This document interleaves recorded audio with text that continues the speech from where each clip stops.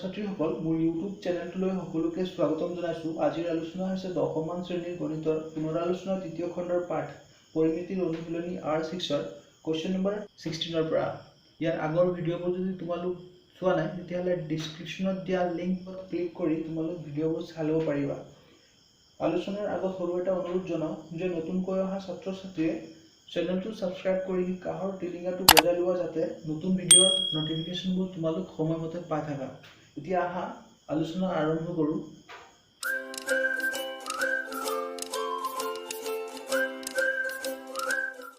আমাক question number 16 দিয়া আছে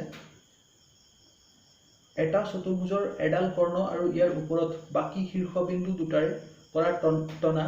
লম্ব দুটাৰ দিশ যথাক্ৰমে 121 মিটাৰ 40 মিটাৰ আৰু 80 মিটাৰ। চতুৰ্ভুজটোৰ কালি উলিওৱা। চোৱা আমাক এটা চতুৰ্ভুজ দিয়া আছে। চতুৰ্ভুজটো যিকোনো চতুৰ্ভুজ হ'ব পাৰে, হয় আয়ত হ'ব পাৰে, বৰ্গ হ'ব পাৰে, সামন্তৰিক হ'ব পাৰে, যাৰ নেকি কৰ্ণ দিয়া আছে 121 মিটাৰ আৰু সেই কৰ্ণটোৰ ওপৰত শীৰ্ষবিন্দুৰ পৰা টনা লম্ব যিখিনি হ'ব তাৰ এটা লম্বৰ মান দিয়া আছে 40 মিটাৰ, আনটো লম্বৰ মান দিয়া আছে 80 মিটাৰ। এতিয়া চতুৰ্ভুজটোৰ কালি উলিয়াব লাগে। আমি চতুৰ্ভুজৰ চিত্ৰ এটা অংকন কৰিম। আমি এ বি চি আৰু D A B C D কৈ এনেকুৱা এটা চতুৰ্ভুজ লৈছোঁ য'ত বি ডি হৈছে কৰ্ণ আৰু আমি ইয়াত এইটো বিন্দুৰ নাম দি লওঁ অ আৰু আনটো বিন্দু ইয়াত এই বিন্দুটোৰ নাম দিম পি। গতিকে এ অ আৰু পি চি দুটা লম্ব হ'ব চতুৰ্ভুজটোৰ। এতিয়া আমি লিখিম দিয়া আছে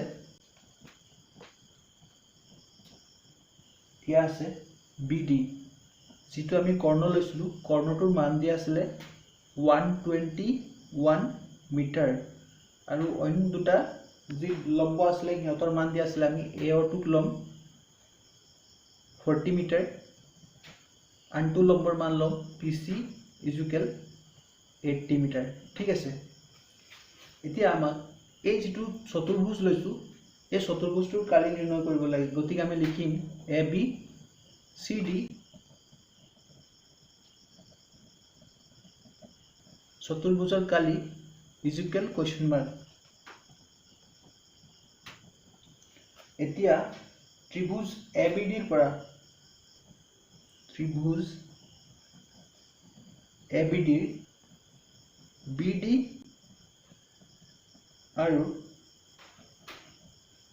এও হৈছে ক্ৰমে ভূমি আৰু উচ্চতা।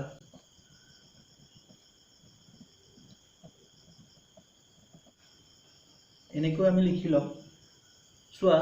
আমি ত্ৰিভুজ এ বি ডি লৈছোঁ A B D. ত্ৰিভুজ A B ডিৰ পৰা আমি বি ডিক আমি ভূমি লৈছোঁ আৰু এও উচ্চতা লৈছোঁ। গতিকে আমি লিখিম এতেকে ত্ৰিভুজ এ বি ডিৰ কালি। চোৱা আমাক এই চতুৰ্ভুজটোৰ কালি উলিয়াব হ'লে আমাক এই দুটা ত্ৰিভুজৰ কালি উলাই ল'ব লাগিব। দুটা ত্ৰিভুজৰ কালি যোগ কৰিলোঁ তেতিয়াহ'লে এই চতুৰ্ভুজটোৰ কালি আমি পাই যাম। গতিকে প্ৰথম আমি ওপৰৰ ত্ৰিভুজটোৰ কালি উলাই লওঁ, মানে এ বি ডিৰ ত্ৰিভুজৰ কালি ওলাম। আমি ত্ৰিভুজৰ কালি ওলোৱা সূত্ৰ গম পাওঁ, হাফ ইনটু ভূমি ইনটু উচ্চতা, হয়নে? এতিয়া চোৱা ভূমি আমি লৈছিলোঁ বি ডি, গতিকে আমি বি ডি লিখিম ইনটু উচ্চতা লৈছিলোঁ এ অ। মানবোৰ বহাই দিয়া। এতিয়া বি ডিৰ মান আমি পাইছিলোঁ 121 আৰু এৰ মান পাইছিলোঁ 40। আমি 40ক 2ৰে কাটিম 20 বাৰ যাব, গতিকে 1 ইনটু 121 ইনটু 20। ঠিক আছে। এতিয়া তিনিওটা যদি পূৰণ কৰি দিয়া হয়, একৰ লগত 121 পূৰণ কৰিলে 121 হ'ব। গতিকে আমি 121ৰ লগত 20 পূৰণ কৰিম। চোৱা এনেকৈ পূৰণ কৰিম 1 দুগুণ 2, 2 দুগুণ 4, 1 দুগুণ 2, শূন্য আছিলে গতিকে শূন্যটো বহাই দিম। ত্ৰিভুজৰ কালি হ'ব মিটাৰ স্কুৱাৰ। আকৌ এতিয়া আমি আনটো ত্ৰিভুজৰ কালি ওলাম। আকৌ ত্ৰিভুজ BCD BD আৰু PC হৈছে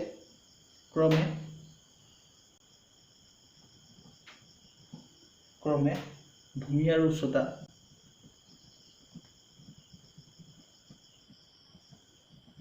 এতেকে চোৱা আমি লিখিম এতেকে ত্ৰিভুজ BCD কালি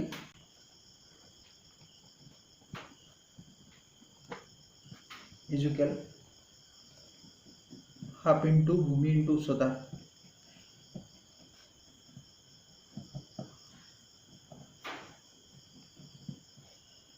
আমি ভূমি পাইছিলো BD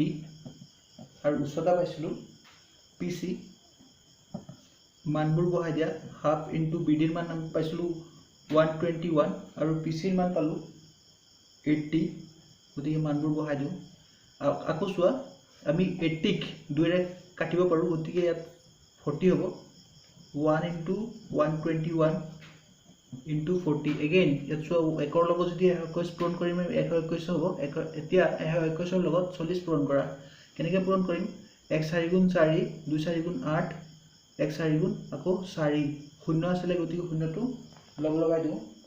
4840 মিটাৰ স্কোৱাৰ। ঠিক আছে। এতেকে ত্ৰিভুজ ABCD কালি ইজ ইকুৱেল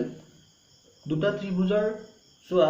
দুটা ত্ৰিভুজৰ যেতিয়া কালি আমি যোগ কৰিম তেতিয়াহ'লে এই চতুৰ্ভুজটোৰ কালি ওলাব। গতিকে আমি দুটা ত্ৰিভুজৰ কালি যোগ কৰি দিওঁ। ত্ৰিভুজ ABD প্লাছ ত্ৰিভুজ BCD কালি। ঠিক আছে। মানবোৰ বহাই দিয়া 2420 প্লাছ BCD ৰ মান পালো 4840।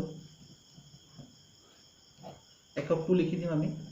Metre square. ঠিক আছে। এতিয়া দুটাক যোগ কৰা 0 লগত 0 যোগ কৰিলে 0 2 ৰ লগত 4 যোগ কৰিলে 6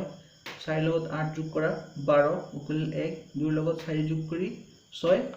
হাতত 1 আছিলে। গতিকে 7 মিটাৰ স্কোৱাৰ। ঠিক আছে। এতিয়া চোৱা কুৱেশ্যন নম্বৰ 17ত দিয়া আছে চকা এটাৰ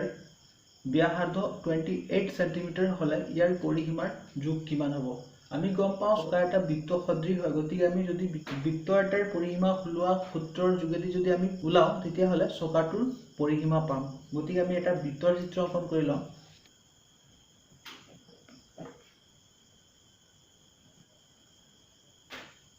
আমি চিত্ৰত C কেন্দ্ৰযুক্ত এটা বৃত্ত অংকন কৰিছো। এই বৃত্তটোৱে হ'ব চকা।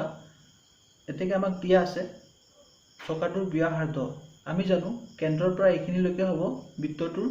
ব্যাসাৰ্ধ। গতিকে আমাক ব্যাসাৰ্ধ দিয়া আছে 28 cm। ঠিক আছে। দিয়া আছে চকাটোৰ ব্যাসাৰ্ধ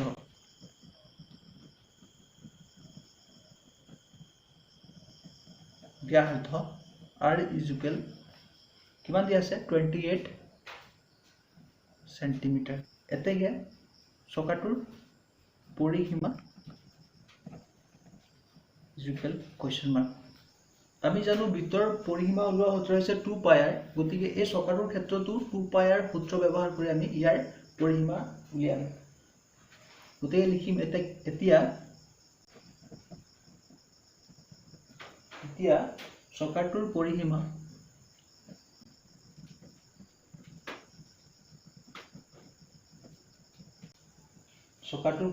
ইজুকেল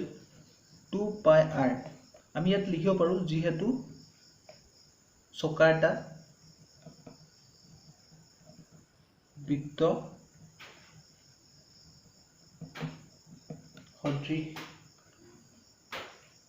সদৃশ হয়। যেহেতু চকা এটা বৃত্ত সদৃশ হয় গতিকে আমি বৃত্তৰ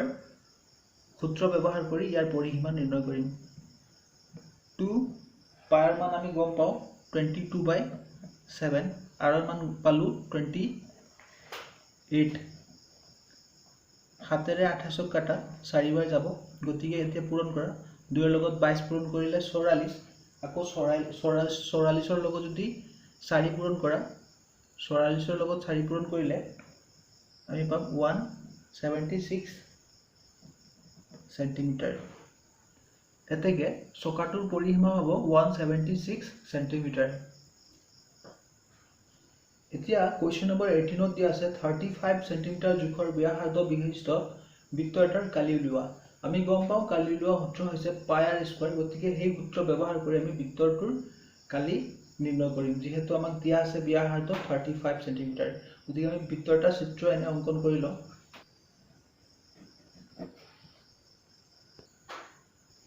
এতিয়া চোৱা আমি C কেন্দ্ৰযুক্ত এটা বৃত্ত অংকন কৰিছো য'ত ব্যাসাৰ্ধ দিয়া আছে 35 সেন্টিমিটাৰ আমি লিখিম এতিয়া দিয়া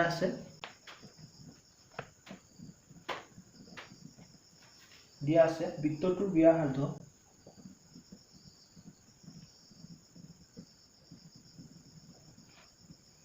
r is equal 35 সেন্টিমিটাৰ এতেকে বৃত্তটোৰ কালি is equal question mark আমি জানো বৃত্তৰ কালি লোৱা সূত্ৰ আমি গম পাওঁ পাই r স্কয়াৰ গতিকে লিখিম এতিয়া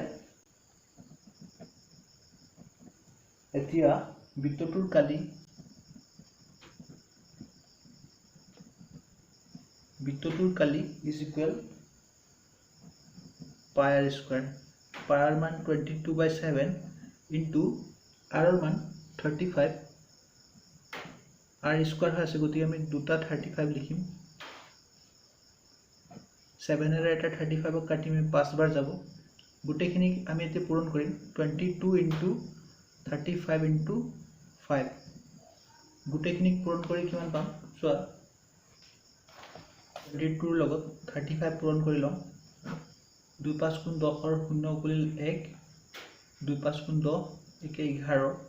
2 3 গুণ 6 আকৌ 2 3 গুণ 6 0 7 7 ইয়াৰ লগত আকৌ কিমান পূৰণ কৰিব লাগিব 5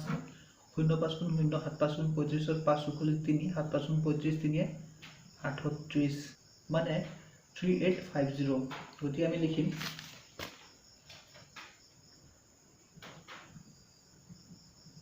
3850 সেন্টিমিটাৰ স্কয়াৰ সো আমাৰ উত্তৰ ওলাইছে 3850 সেন্টিমিটাৰ স্কয়াৰ কিন্তু তোমালোকৰ কিতাপৰ উত্তৰমালাত দিয়া আছে 38.5 সেন্টিমিটাৰ স্কয়াৰ এনেকুৱা কৈ দিয়া আছে কিন্তু উত্তৰটো হ'ব 3850 সেন্টিমিটাৰ স্কয়াৰ ইয়াত দশমিক নহব এতিয়া চোৱা কোৱেশ্চন নম্বৰ 19 ত দিয়া আছে এটা বৃত্তৰ ব্যাসাৰ্ধ নিৰ্ণয় কৰা যাৰ কালি আন চাৰিটা বৃত্তৰ কালিৰ সমষ্টিৰ সমান যিবোৰৰ ব্যাসাৰ্ধ সমক্ৰমে 5 মিটাৰ 6 মিটাৰ 8 মিটাৰ আৰু 10 মিটাৰ আমাক চাব লাগিব ইয়াত বৃত্ত কেটা আছে মুঠতে চোৱা আমাক চাৰিটা বৃত্তৰ ব্যাসাৰ্ধ দিয়া আছে গতিকে চাৰিটা ইয়াত আৰু এটা মানে মুঠতে পাঁচটা বৃত্ত হ'ব গতিকে এই যিখিনি চাৰিটা বৃত্তৰ ব্যাসাৰ্ধ দিয়া আছে এইখিনি বৃত্ত যদি আমি কালি যোগ কৰো তেতিয়া হলে এই বৃত্তটোৰ আমি কালি পাম গতিকে এই বৃত্তটোৰ ব্যাসাৰ্ধ আমাক নিৰ্ণয় কৰিব কৈছে কেনে কৰিম চোৱা আমি লিখিম দিয়া আছে যেহেতু পাঁচটা বেলেগ বেলেগ বৃত্ত দিয়া আছে গতিকে আমি ইয়াত লিখিম একম বৃত্তটোৰ ব্যাসাৰ্ধ মানে প্ৰথম বৃত্তটোৰ ব্যাসাৰ্ধ আমি প্ৰথম বৃত্তটোৰ ব্যাসাৰ্ধ r1 লম r1 is equal কিমান দিয়া আছিল 5 মিটাৰ ঠিক আছে আকৌ দ্বিতীয় বৃত্তটোৰ ব্যাসাৰ্ধ দিয়া আছে আমি দ্বিতীয় ব্যাসাৰ্ধটোৰ ক্ষেত্ৰত r2 লম r2 দিয়া আছে 6 মিটাৰ আকৌ আমাক তৃতীয় বৃত্ত দিয়া আছে গতিকে তৃতীয় বৃত্তটোৰ ব্যাসাৰ্ধ আমি এক r3 লম r3 দিয়া আছে 8 মিটাৰ আকৌ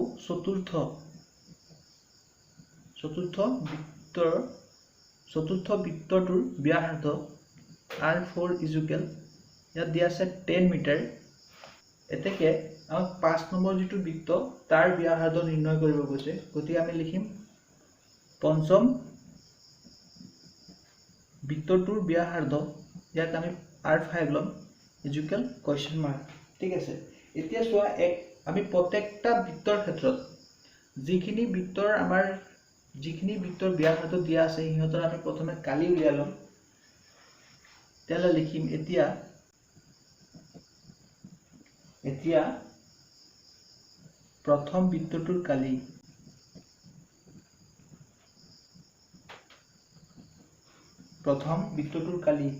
আমি বৃত্তৰ কালি উলোৱা সূত্ৰ গম পাওঁ পাই r স্কয়াৰ হয় আৰু ইয়াত প্ৰথম বৃত্তটোৰ ক্ষেত্ৰত আমি r1 লৈছো গতিকে লিখিম আমি r1 স্কয়াৰ ঠিক আছে এতিয়া চোৱা আমি পাইৰ মান আমি গম পাওঁ 22/7 হয় কিন্তু ইয়াত আমি পাইৰ মানটো নিলিখি পাইটো যেনেকুৱা আছে তেনেকুৱা লিখি থম কিন্তু r মানবোৰ বহাই দিম 5 স্কয়াৰ আছে গতিকে আমি দুটা 5 লিখিম দুটা 5ক পূৰণ কৰি দিয়া 25 হ'ব 25ৰ লগত পাই আকৌ পূৰণ কৰিলে আমি 25 পাই পাম ঠিক আছে আমি এককটো লিখিব পাৰো সেন্টিমিটাৰ স্কয়াৰ আকৌ দ্বিতীয় বৃত্তটোৰ কালি উলিয়াম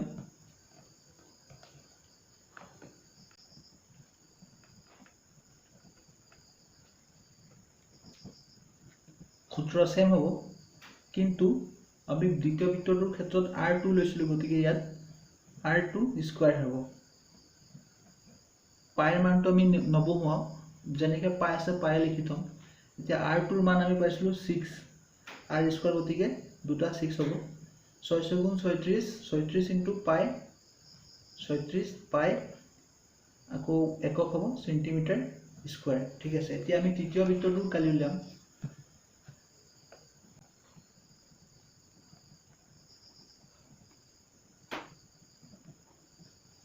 তৃতীয় বৃত্তটোৰ কালিৰ উলিওৱাৰ ক্ষেত্ৰত সূত্ৰ হ'ব পাই r3 স্কয়াৰ পাই ইনটু r3 মানে তৃতীয় বৃত্তৰ ব্যাসাৰ্ধ যদি আছিল 8 গতিকে 8 ইনটু 8 8 গুণ 64 ইনটু পাই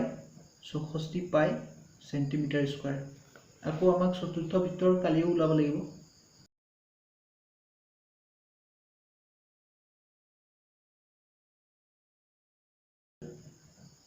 ইয়াত কি হ'ব তোমালোক গম পাইছে চাগে পাই r4 স্কয়াৰ ঠিক আছে পাই ইনটু r4 ৰ মান আমি পাইছিলো 10 গতিকে 10 লিখিম r স্কয়াৰ থকাৰ কাৰণে 10 দুটা লিখিব লাগিব 10 গুণ 100 ইনটু পাই কিমান হৈ যাব 100 পাই সেন্টিমিটাৰ স্কয়াৰ ঠিক আছে এতিয়া আমাক কৈছিলে এই চাৰিটা যেটো বৃত্তৰ কালি উলালো এই চাৰিটা বৃত্তৰ কালি যদি আমি যোগ কৰো তেতিয়াহলে সেই যেটো বৃত্তৰ ব্যাসাৰ্ধ নিৰ্ণয় কৰিব লাগে সেই বৃত্তটোৰ কালিৰ সমান হ'ব গতিকে আমি লিখিম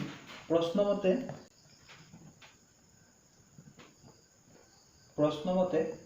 পঞ্চম বৃত্তটোৰ কালি ইকুৱেল যি চাৰিটা বৃত্ত আমাক দিয়া আছিল সেই বৃত্তটোৰ কালিৰ সমষ্টি গতিকে আমি লিখিম চাৰিটা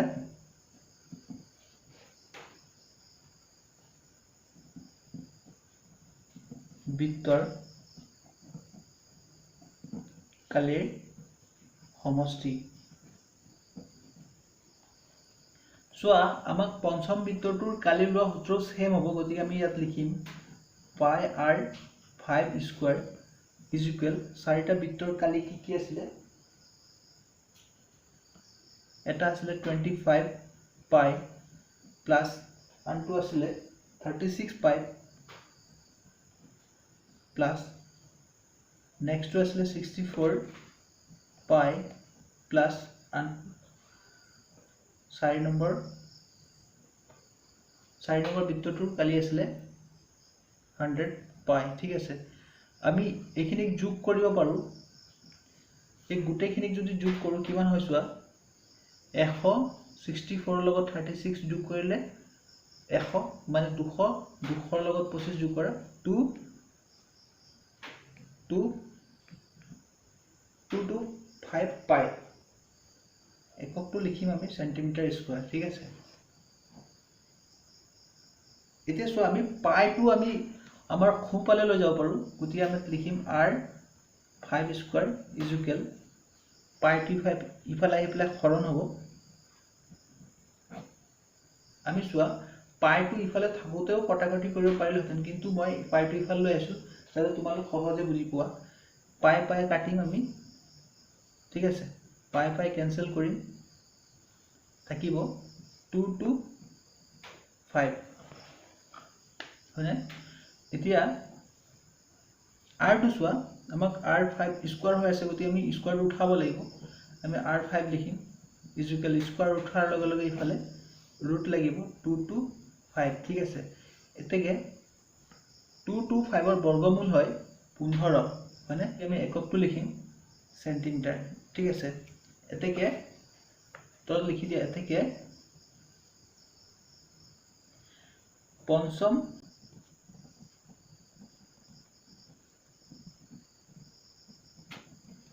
পঞ্চম বৃত্তটোৰ ব্যাসাৰ্ধ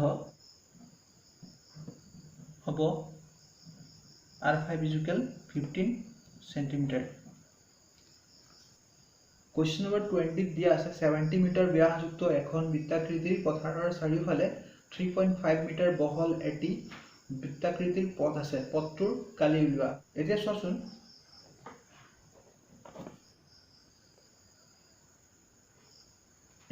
তোমালোক আমি ইয়াত দুটা বৃত্ত অঙ্কন কৰিছো এই বৃত্তটোৰ ওপৰত আন এটা বৃত্ত আছে গতিকে চোৱা আমি এই প্ৰথম বৃত্তটোক আমি পথাৰ হিচাপে লম আৰু এই যিখিনি আছে এইখিনি অংশ পথ এইখিনি অংশ আমি পথ বুজাম ঠিক আছে এতিয়া আমি বিন্দুবোৰ দিলো সি কাৰণ আমি বৃত্তৰ কেন্দ্ৰটো দিব লাগিব সি ইয়াত এম দিলো ইয়াত এ আৰু ইয়াত মই এল দি থলো ঠিক আছে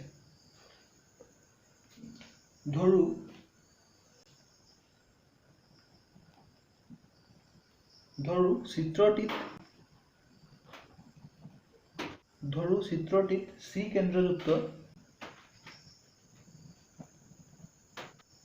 কেন্দ্ৰযুক্ত ঐক্যকেন্দ্ৰিক আমি গম পাওঁ ঐক্যকেন্দ্ৰিক বৃত্ত মানে কি গম পাওঁ এটা কেন্দ্ৰৰ সহায়ত যদি আমি দুটা বৃত্ত অঙ্কন কৰো তাক ঐক্যকেন্দ্ৰিক বৃত্ত বুলি কোৱা হয় গতিকে আমি লিখিম সি কেন্দ্ৰযুক্ত ঐক্যকেন্দ্ৰিক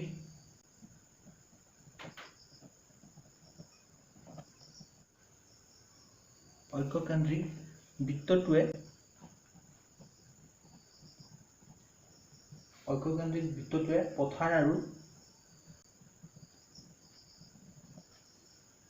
পথাৰৰ সৈতে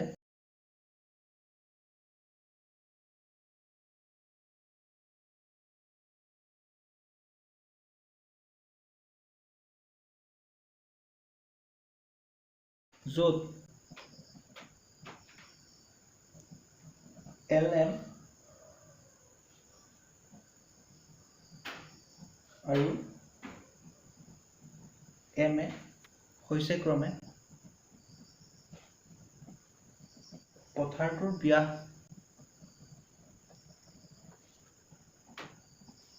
ব্যাস আৰু পথটোৰ বহল তোমালোক ইয়াত চোৱা LM লৈছো পথাৰটোৰ ব্যাস কাৰণ আমাক ব্যাস দিয়া আছে 70 মিটাৰ গতিকে আমি LM ব্যাস লৈছো আৰু এই যেটো MA আছে এইখিনি হৈছে পথটোৰ বহল ঠিক আছে এতিয়া আমি লিখিম দিয়া আছে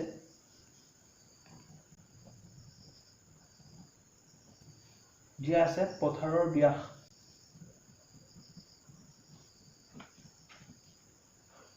ব্যাসটো আমি LM লৈছিলো গতিকে LM 70 মিটাৰ আমি জানো যদি বৃত্তৰ কালি নিৰ্ণয় কৰো তেতিয়াহলে আমাক ব্যাসাৰ্ধৰ প্ৰয়োজন হয় গতিকে আমি ব্যাসৰ পৰা ব্যাসাৰ্ধ উলাই লম এতেকে পথাৰৰ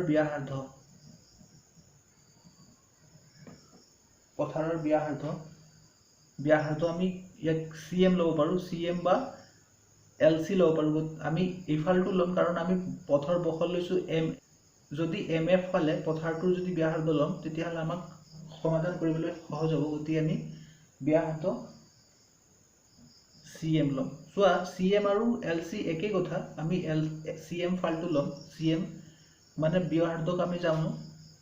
R এৰ হুসাগতি R1 লিখি লম প্ৰথমে R1 কি কৰিব লাগিব আমি ব্যাসক দুভাগ কৰিলে ব্যাসাৰ্ধ ওলাই গতিকে আমি LM ক 2 ৰে হৰণ কৰিম ঠিক আছে LM ৰ মান পালো আমি 70 2 ৰে হৰণ কৰি দিয়া কিমান বাৰ যাব 35 মিটাৰ আকৌ পথটোৰ বহল এম এ আৰু এম এৰ মান দিয়া আছে 3.5 মিটাৰ ঠিক আছে এতেকে পথাৰৰ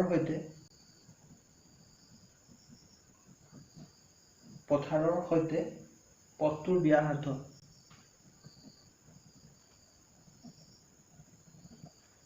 চোৱা আমি যদি এই ডাঙৰ বৃত্তটোৰ পৰা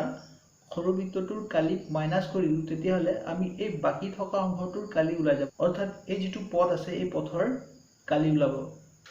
গতিকে আমি এই ডাঙৰ বৃত্তটোৰ পৰা এই সৰু বৃত্তটোৰ কালি বিয়োগ কৰিম গতিকে আমি কালি ওলাবলৈ হলে গম পাওঁ ব্যাসাৰ্ধ লাগে গতিকে আমি ব্যাসাৰ্ধবিলাক এনেকৈ ওলাম এতিয়া চোৱা পথটো ইমান দিয়া আছিল এতিয়া পথটোৰ লগত যদি এই সৰু বৃত্তটোৰ ব্যাসাৰ্ধ যোগ কৰি দিওঁ তেতিয়াহলে এই ডাঙৰ বৃত্তটোৰ ব্যাসাৰ্ধ ওলাই যাব আৰু ইয়াৰ ব্যাসাৰ্ধ আমি লৈছো CA ঠিক আছে আৰু গতি আমি লিখিম ইয়াত CA ইয়াত আমি R1 লৈছিলো গতি ইয়াত আমি লিখিম R2 ইকুৱেল একে চোৱা আমি CA পাব হলে আমাক কি কৰিব লাগিব CM আৰু MA প্লাস কৰিব লাগিব গতি আমি লিখিম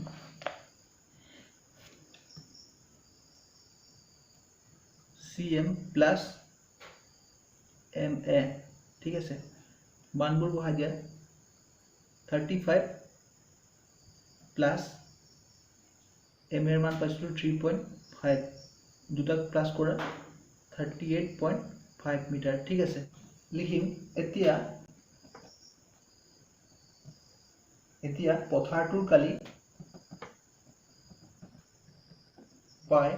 পথাৰৰ আমি ব্যাসাৰ্ধ পাইছিলো ব্যাসাৰ্ধ লিখিছিলো R1 গতি R1 স্কয়াৰ পাইৰ মান আমি গম পাও 22/7 ইনটু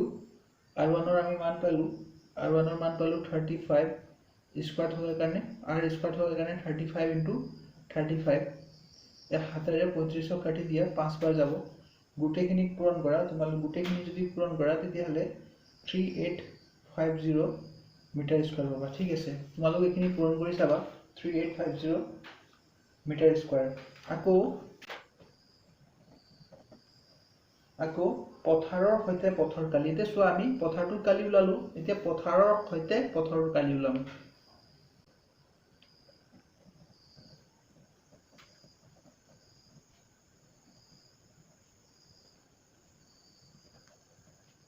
পাই পথাৰৰ সৈতে পথৰ ব্যাসাৰ্ধ আছিল R2 গতিকে R2 স্কয়াৰ পাই R2 ৰ মান আমি পাইছিলো 38.5 ইনটু 38.5 ঠিক আছে পাইৰ মানটো বহুৱা নাছিলো গতিকে পাইৰ মানটো বহাই দিয়া 22/7 ইনটু 38.5 ইনটু 38.5 তোমালোক ইয়াতে 22/7 বহাই লবা মই পাহৰি গৈছিলো গতিকে ইয়াত পাই বহাই দিছিলো পাইৰ মানটো মই ইয়াত লিখিছো যদি তোমালোক পাইৰ মানটো ইয়াতে লিখিবা 22/7 এতিয়া চোৱা গুটেখিনিক যদি আমি পূৰণ কৰো মানে 22 ৰ লগত 38.5 into 38.5 যদি কৰো আমি পাম 32609.5 তোমালোক এইখিনি ক্যালকুলেশনটো কৰি লবা তোমালোক by 7 ঠিক আছে এতিয়া ইয়াক যদি আমি হাতেৰে হৰণ কৰো তেতিয়াহলে পাম 4658.5 তোমালোক ক্যালকুলেশনটো কৰি লবা ঠিক আছে গতিকে পথটোৰ কালি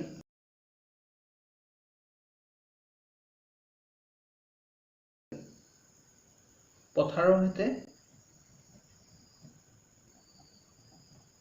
পথৰ কালি ইয়াৰ পৰা আমাক মাইনাস কৰিব লাগিব পথাৰৰ কালি ঠিক আছে এখিনি মাইনাস কৰি দিয়া 4658.5 minus